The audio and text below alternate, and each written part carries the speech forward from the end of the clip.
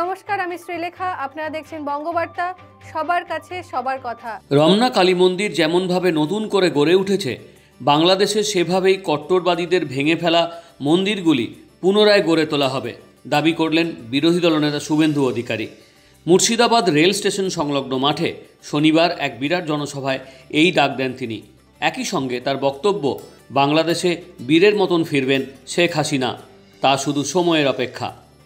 বৈশ্য, শূদ্র, তফসিলি, জনজাতি, কেউ ইস্কন, কেউ ভারত সেবাশ্রম, কেউ রামকৃষ্ণ মিশন, কেউ আর্য সমাজ, কেউ ঠাকুর অনুকূল চন্দ্র, কেউ বাবা লোকনাথ ব্রহ্মচারী, কেউ রাম ও নারায়ণ রাম, আমরা কেউ ওঙ্কারনাথ দাস বাবা ব্রহ্মচারী, কেউ গৌড়িয়া মঠ।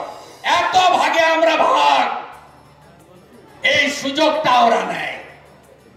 চিন্ময় প্রভু এই ভাগগুলোকে, এই যে পড়ে থাকা ফুলগুলোকে এক মালায় গেঁথেছিলেন বাংলাদেশে সনাতনী ঐক্য পরিষদ। তাই চিন্ময় প্রভু জেলে, চিন্ময় প্রভু বেরোবে, সুৎখর মোল্লা ইউনূস পালানোর সময় এসেছে। বৈধ প্রধানমন্ত্রী হাসিনা ওয়াজেদ বীরের বেশে বাংলাদেশে ফিরবে।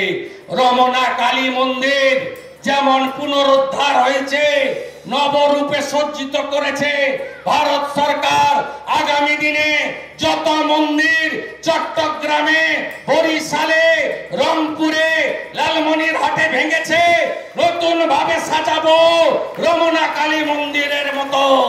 আপনারা দেখতে থাকবেন।